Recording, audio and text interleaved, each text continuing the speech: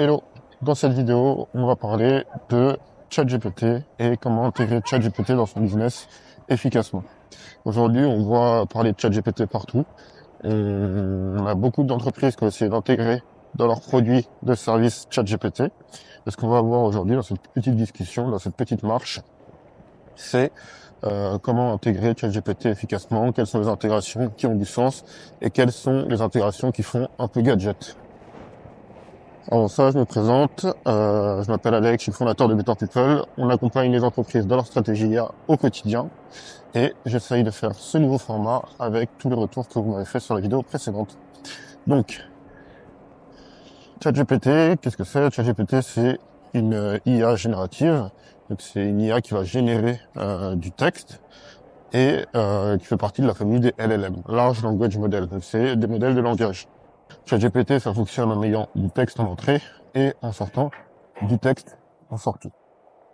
Donc, maintenant qu'on voit ce que c'est ChatGPT, il y a beaucoup d'entreprises qui ont utilisé ChatGPT pour l'intégrer dans leur service et avoir une fonctionnalité IA, parce que l'IA c'est trendy aujourd'hui et parce que ça leur permet d'avoir une meilleure qualité de service dans leurs produits. Pour intégrer ChatGPT dans leur service, ils ont dû passer par une API. Une API, c'est Application Programming Interface. Donc, c'est une façon de standardiser les conversations entre différents programmes informatiques, serveurs, pour permettre à cette application de communiquer entre elles. Et donc, grâce à cette API, on va pouvoir faire en sorte que ChatGPT puisse être intégré dans les services de notre entreprise, dans notre produit, et puisse produire du texte pour nous. Aujourd'hui, on a plusieurs types d'intégration avec ChatGPT. On va avoir les intégrations API, comme je viens de vous parler, et on peut avoir aussi les GPTs. On va commencer par les GPTs, parce que c'est un sujet un peu d'actualité. Donc les GPTs, c'est la capacité de pouvoir faire des ChatGPT personnalisés directement dans l'interface de ChatGPT. Et il y a eu l'arrivée du GPTs Store, qui va être un peu l'Apple Store des ChatGPT personnalisés.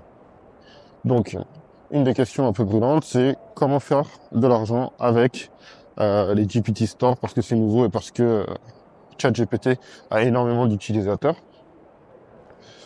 Pour moi, le meilleur moyen de travailler avec les GPTs, c'est soit vous avez un usage privé, et du coup vous simplifiez certains process de votre entreprise avec ces GPTs et vous permettez à vos collaborateurs d'aller plus vite dans la rédaction et dans le déploiement de nouveaux formats.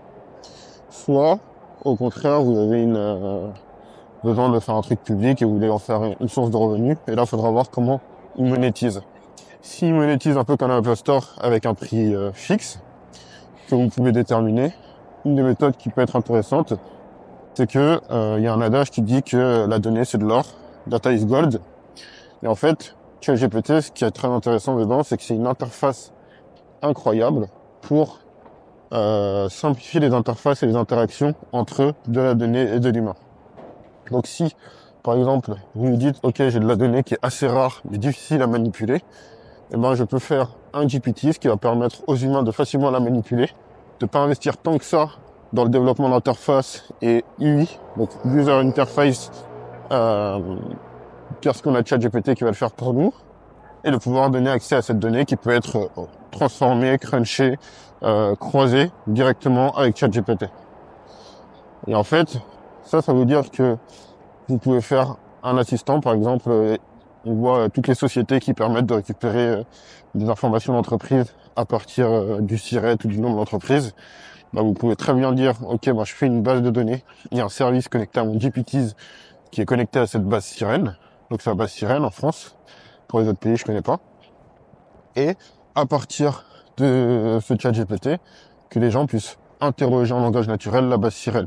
Et donc là, ce que vous allez valoriser, c'est à la fois le prix d'accession de la base Sirène, tel qu'il est valorisé par des acteurs aujourd'hui, et aussi la qualité de réponse de votre base et la facilité d'utilisation.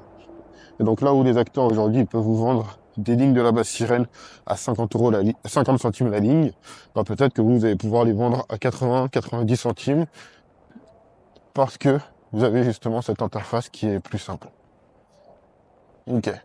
Maintenant, on va passer aux intégrations API dans son service.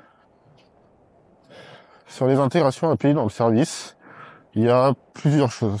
Le premier, ça va être si vous avez ChatGPT, c'est très important pour la production de contenu. En fait, c'est un outil de production plus qu'un outil d'aide à la décision.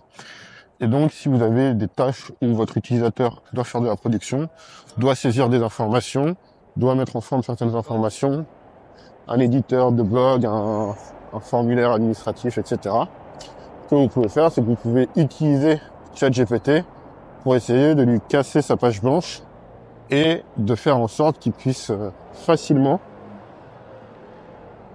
interagir avec votre logiciel, que les présentations soient toujours en forme et qu'il puisse avoir des textes qui sont potentiellement maladroits, pas bien mis en forme, et d'un seul coup puisse être présentable. Un peu comme Instagram quand ça a commencé à percer aux États-Unis, où en fait on avait des photos qui étaient pas très belles, qui étaient retouchées automatiquement et qui les rendaient belles.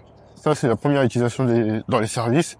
C'est intéressant si vous faites un outil de mailing, bah, les aider à casser cette page blanche du code mailing, plutôt que d'avoir des templates, de plutôt avoir des trucs qui s'adaptent, etc., etc. Et j'en passe.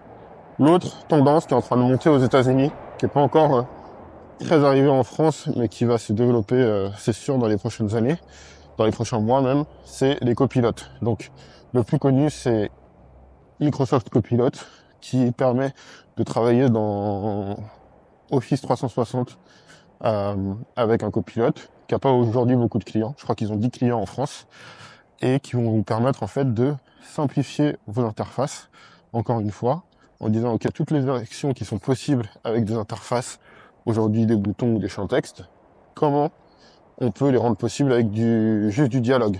Donc par exemple, ça c'est un exemple du CTO de HubSpot. HubSpot, c'est un gros CRM américain, ou indien, je sais plus.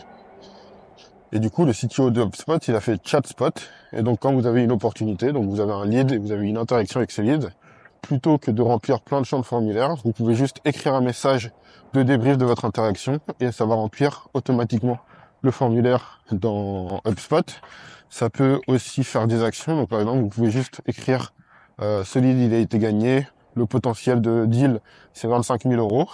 Et boum, ça va aller chercher les bonnes informations de HubSpot, faire les bonnes actions d'un HubSpot pour que vous puissiez travailler plus efficacement. Et donc, avec Microsoft Copilot, cet usage va se développer et ça peut être une bonne intégration de dire ok, j'ai un logiciel complexe avec beaucoup de tâches, beaucoup d'écrans. Est-ce que je peux pas intégrer un Copilot directement dans mon logiciel pour simplifier son utilisation et avoir un levier? Donc, typiquement, si vous voulez voir à quoi ça peut ressembler, il y a une boîte open source qui d'ailleurs fait YC Winter 2024 qui s'appelle opencopilot.so. Je vous mettrai les liens dans la description. L'autre usage aussi, ça va être sur des moteurs de recherche. Il y a Notion, Notion.so qui a fait ça. Donc Notion, c'est un outil de documentation interne. On va pouvoir l'utiliser pour centraliser toute la connaissance interne de son entreprise. Et donc ils ont sorti Notion AI pour à la fois faire de la rédaction, comme je vous ai expliqué sur le premier point, mais aussi pour de la recherche. Comment ça fonctionne? Ça, c'est quelque chose qu'on a pu aussi intégrer chez nos clients. Ça va être d'utiliser ChatGPT pour structurer la réponse à la sortie d'un moteur de recherche. En fait, on va avoir toute la donnée qui est stockée, donc sur Notion, sur un SharePoint, comme avec nos clients, ou sur ce que vous voulez. Pouvoir indexer cette donnée dans un moteur de recherche. Souvent, on utilise deux moteurs de recherche, un sémantique et un full text. Sur le sémantique, ça veut dire qu'il est basé sur le sens et qu'il n'est pas corrélé à la langue et aux mots-clés. Et le full text, ça veut dire que c'est sur les mots-clés, donc ça identifie des mots-clés communs. Et ça marche comme Google, grosso modo. Bref. Du coup, on va avoir ces deux moteurs de recherche qui sont mis en place. Sur le moteur de recherche, on va poser la question qu'on pose. Ça va passer dans les moteurs de recherche. Les moteurs de recherche vont donner des extraits de documents qui répondent à cette question. Et après, on n'a plus qu'à utiliser ChatGPT pour lui dire à partir des documents suivants, lui donner les documents, répondre à la question. Et si on veut, on peut lui demander de citer ses sources. Et comme ça, on se retrouve avec un moteur de recherche qui est intelligent parce qu'il va personnaliser sa réponse à chaque fois en fonction des besoins. Ensuite, une fois qu'on a les moteurs de recherche, on a fait un peu le tour des intégrations un peu pertinentes avec ChatGPT dans votre entreprise. Et donc, n'hésitez pas si vous avez des questions. N'hésitez pas à me faire des retours aussi sur le format. J'ai essayé de marcher un peu plus lentement, d'avoir une caméra un peu plus haute. Pour le son, dites-moi aussi. Faites-moi tous vos commentaires. Si vous avez des idées de sujets à traiter, dites-les moi en commentaire. Abonnez-vous et à bientôt. C'était Alex de Vector People. Salut!